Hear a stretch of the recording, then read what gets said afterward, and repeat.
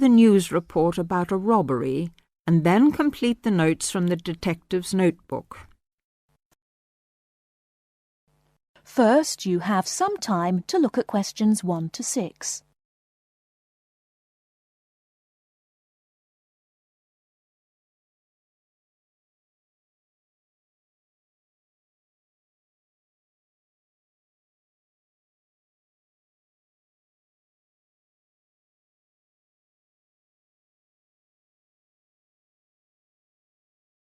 Now we shall begin.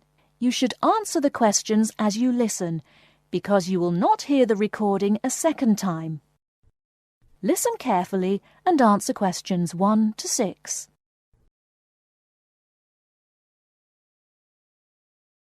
There has been an armed robbery this morning at the Halifax Building Society's branch on Edward Street. John Brinks is at the scene with Detective Sergeant Henry Lawson. Detective Sergeant, can you tell us what you know about the robbery?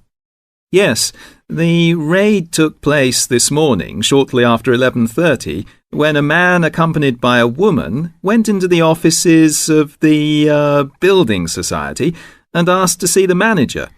There were no other customers in the building at the time. They were let into the manager's office, and the woman produced a gun from her handbag. Then they took the manager back out of his office and made him tell the cashiers to hand over all the money they had in the tills and in the safe. It came to about $25,000. Presumably, you have a number of witnesses. Yes, we have a good description of both of them. The man was about 1 meter 80 centimeters, around 35 years of age, with blue eyes and short, curly red or ginger hair. He was wearing jeans, a green sweater, and a 3/4 length blue coat. When he spoke to the cashier when he came in, he called himself Mr. Erickson, but we doubt whether that is his real name. But we do know that may be his real name. He also spoke with a strong Scottish accent, which may help us to trace him. Before you hear the rest of the conversation, you have some time to look at questions 7 to 10.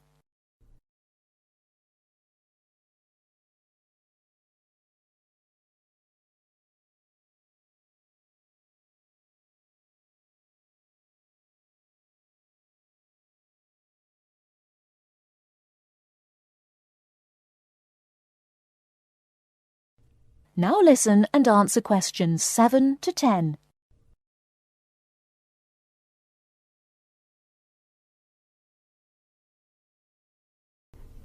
And what about the woman? Now, she is in her early 20s, slim and quite tall, about 1 meter 70 centimeters. She was wearing a long white raincoat, which was quite loose-fitting, and which she didn't take off. She had a beige handbag, which they used to hide the gun in. She's got straight, shoulder-length blonde hair, blue eyes, and like the man, has a noticeable accent. Do you have any other information? Yes, the car they used was seen by 2 or 3 people. It's a blue or dark blue Ford Escort, and we have the registration number. And it's G595ERI. I'll say that again. It's G595ERI. Now, the car was stolen from Bishopstone just over a week ago, so if anyone has seen it in the last week, we would like to hear from them. We also know that the car's front left headlight was broken when it was stolen, and is still broken, we think. So, you would like information from the public about the car? Yes, and the people. We're appealing to anyone who thinks they may recognise the 2 robbers or know anything about the car. We've set up an incident room in Swindon, and the telephone number is 774529. So we would like people to ring us if they have any information. And of course, all calls will be dealt with in the strictest confidence. Thank you very much. Thank you. And the number again, if you have any information, is 774529. And now back to the studio.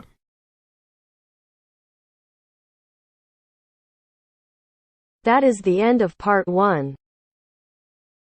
You now have half a minute to check your answers.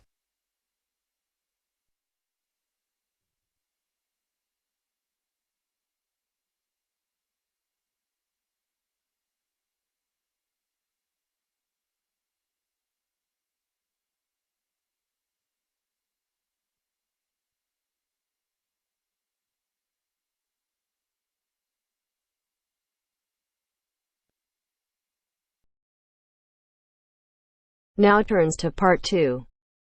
Part 2. First, you have some time to look at questions 11 to 17.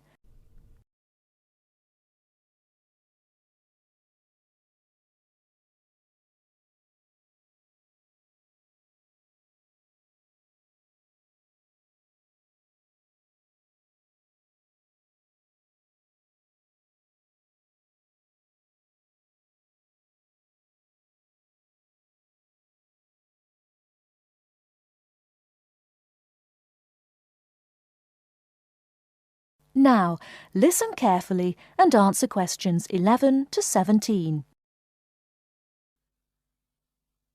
Good afternoon, everyone, and welcome to this short talk on the subject of fireworks. Now, fireworks, as I'm sure many of you know, were invented in China, though there has long been disagreement as to exactly when, or even in which century. The consensus nowadays, though, is that it was in the 6th, as there is considerable evidence of war rockets being made then. We also know that fireworks were in use by the 7th century in Arabia, where they were called Chinese arrows, reflecting their military potential. It then took a long time for them to spread to Europe. In fact, it wasn't until the 1200s that fireworks made their appearance there.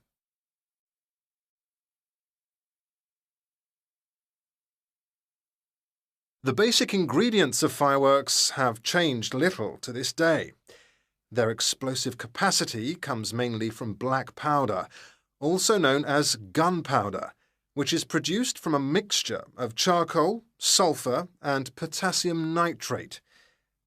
A modern aerial firework, the kind used nowadays in big public displays, not the small rocket type that you might remember from your childhood, is normally made in the form of a shell, often a sphere about the size of a peach. Inside the shell are a number of stars, surrounded by black powder, and running through the centre of the round shell is a charge that makes the firework explode when it reaches the desired altitude. This is known as the bursting charge. When this explodes, it ignites the outside of the stars, which begin to burn with bright showers of sparks. Since the explosion throws the stars in all directions, you get the huge sphere of sparkling light that is so familiar at firework displays. A shell of this kind is launched from a 75mm diameter mortar, which in some ways resembles the type used by the military. The mortar is a steel, or increasingly for safety reasons, shatterproof plastic pipe. This is likely to be 500mm long and sealed at one end. The other end is aimed at the sky, and at the bottom of the pipe, below the shell, is placed a cylinder containing black powder. This has a long fuse, which projects out of the tube. When this is lit, it quickly burns down to the lifting charge, which explodes to launch the shell. In so doing, it also lights the shell's fuse. The shell's fuse burns while the shell rises to its correct altitude and then ignites the bursting charge so it explodes. Before you hear the rest of the talk, you have some time to look at questions 18 to 20.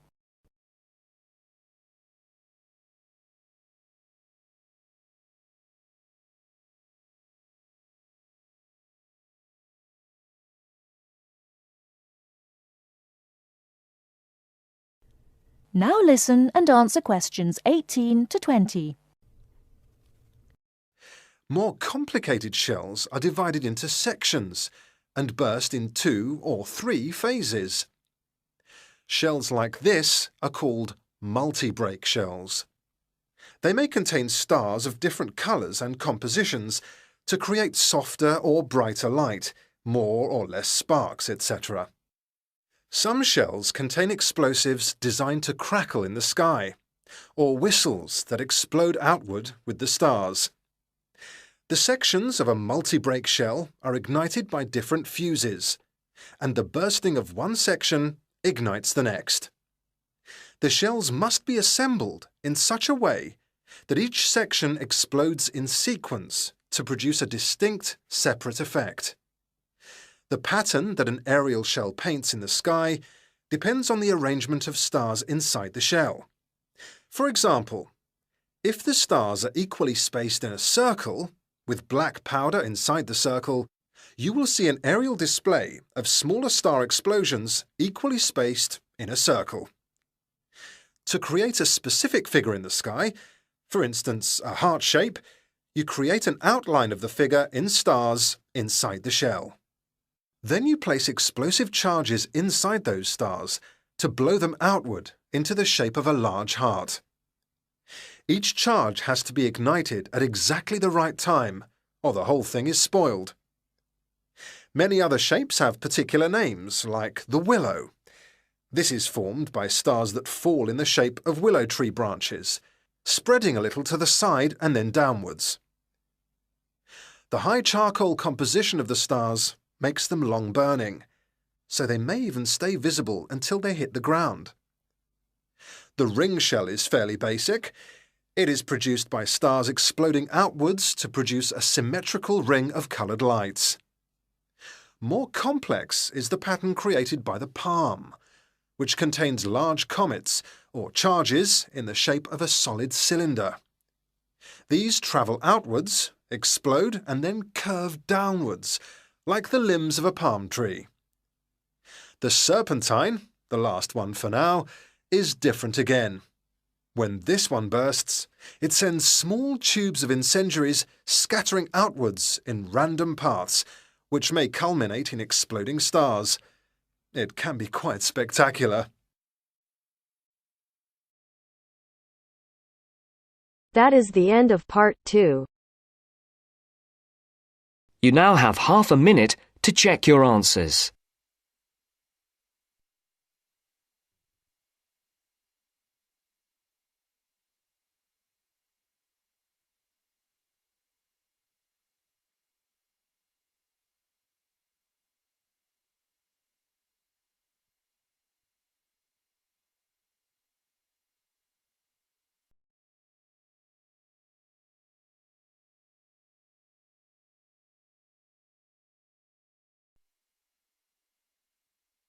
Now turns to part 3. Part 3. You will hear 2 geography students, Jack and Katie, talking about a field trip to Kenya in Africa. First, you have some time to look at questions 21 to 24.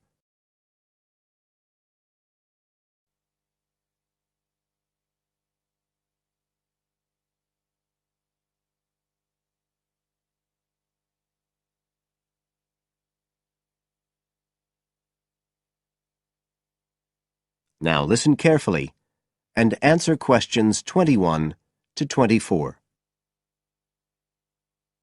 Katie, hi. Thanks for inviting me round. Oh, thanks for coming. I know you're up to your neck in finals revision, but I've got to make up my mind about next year's geography field trip, and I'd really like your advice. We've got to choose between an African trip and one in Europe. They've told us a bit about both trips in the lecture, but I really can't make up my mind, and I know you did the African one last year. That's right. So, where exactly did you go? I mean, I know it was in Kenya, in East Africa. Yes. Well, we were right up in the northwest of the country. It was beautiful.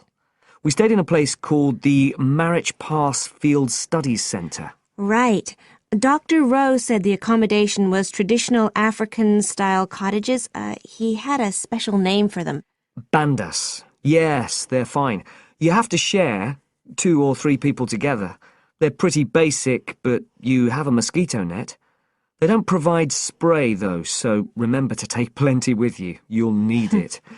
And there's no electricity in the field centre. You'll have hurricane lamps instead. They give a good light. It's no problem. What about places to study? Dr. Rowe said there was a library? Yes, but it's quite small. There's a lecture room as well, but most of us worked out in the open air. There are plenty of places outside, and it's so beautiful. You're right in the middle of the forest clearing. I gather it's a relatively unmodernized area. Definitely.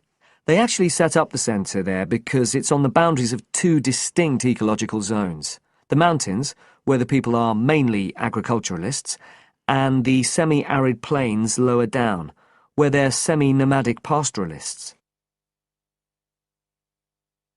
Before you hear the rest of the conversation, you have some time to look at questions 25 to 30.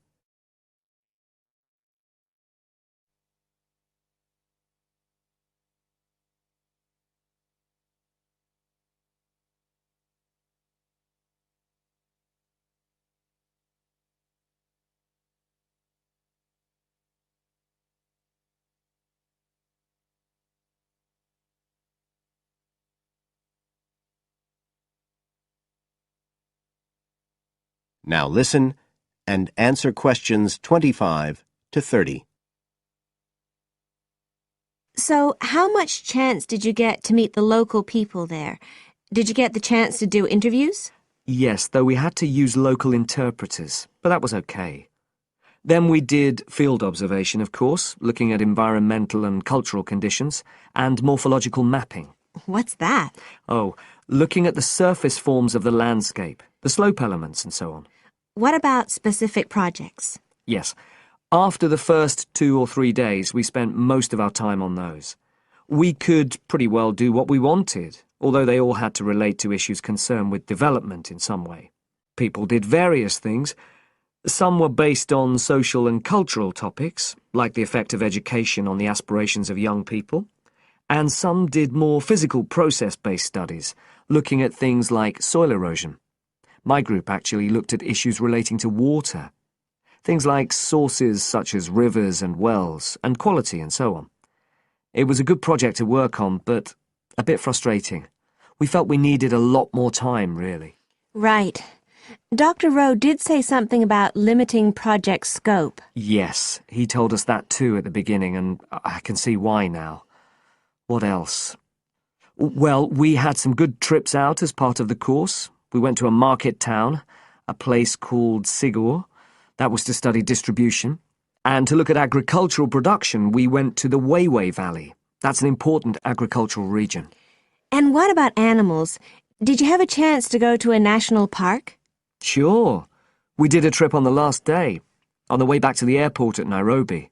But actually there was lots of wildlife at the field centre. Vervet monkeys and baboons and lizards. It does sound good. It was excellent, I'd say. In terms of logistics, it was very well run. But it was more than that. I mean, it's not the sort of place I'd ever have got to on my own. And it was a real eye-opener. It got me really interested in development issues and the way other people live. I did find it frustrating at the time that we couldn't get as far as we wanted on the project.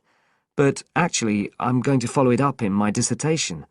So it's given me some ideas and data for that as well. So you'd say it was worth the extra money? Definitely. That is the end of part 3. You now have half a minute to check your answers.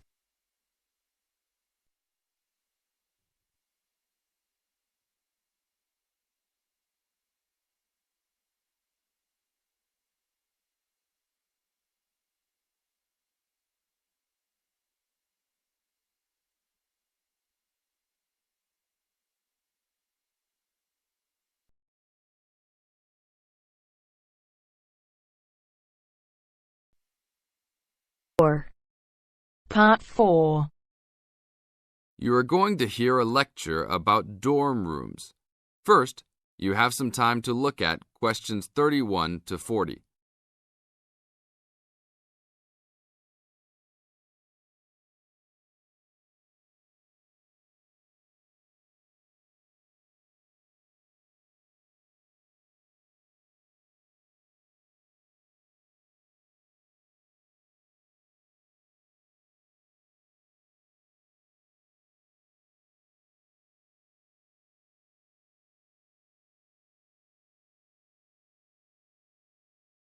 Now listen to the tape and answer questions 31 to 40. Welcome to your new home for the upcoming year. These dorm rooms are among the best in the nation and are the newest ones at this school. So I hope you will all learn to appreciate them and take good care of all the facilities here. I am Gina, and I will be residential advisor in this building for the year. Today I am going to tell you about some of the programs and facilities that are available to you. I will also be telling you the rules that everyone is expected to abide by. I will be asking you to give me your full attention for the next few minutes. I will first tell you about the facilities that are available to you. The dining facility is located on the first floor of the building. It is open 7 days a week from 7 a.m. to midnight. All the food offered to students is freshly made every day, and my own opinion is that the food is actually quite good. Feel free to come and grab a banana for breakfast or sit down with a group of friends for dinner. Although your meals are served buffet style, please do not waste food. All students are expected to clean their own tables after meals.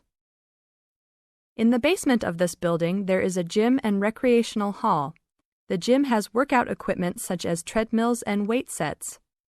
In the recreational hall, there are ping pong tables and a pool table for student use. You must sign in when using this equipment, and you will be held responsible for any damages or losses. The gym and recreational hall are open daily from 10 a.m. to 10 p.m. There is a kitchen located on the second floor of this building. Your dorm key will open this door. Inside there is a refrigerator, a microwave, an oven, and a stove. This room is open 24 hours a day, 7 days a week. If you decide to cook a meal, please be considerate to all the students and clean up after yourself. You can use some food in here, but please do not make a mess. Some students do end up having their food eaten from the fridge, so be careful. Don't leave anything that looks like it tastes really good. Do not leave pots and pans lying around in the kitchen. Please store these in your room. There are many programs being sponsored by our building this year. One of the most popular is our Saturday morning outings. In the past years, these trips have included going fishing, hiking, cycling, ice skating, and even going to the beach. There will be a listing of scheduled events coming out soon. The university sponsors these trips, so transportation will be provided. However, there are usually some costs associated, though they are usually minimal. Our building also has a volleyball team. All students who live in this building are welcome to join. Last year we won first place in the dorm league.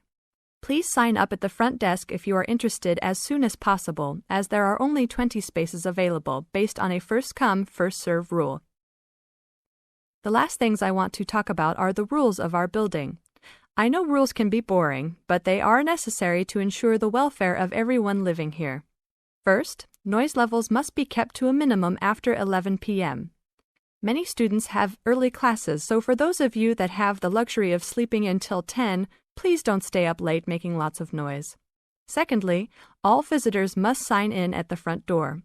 Even if you have friends that are regular visitors, they must still always sign in. This rule is to prevent theft and robbery from occurring. Thirdly, alcohol and drugs are not permitted in this dorm in any place or at any time. Lastly, just be safe and have a great time. University is the greatest time of your life, so make the most of it. Thank you all for your attention. That is the end of part 4.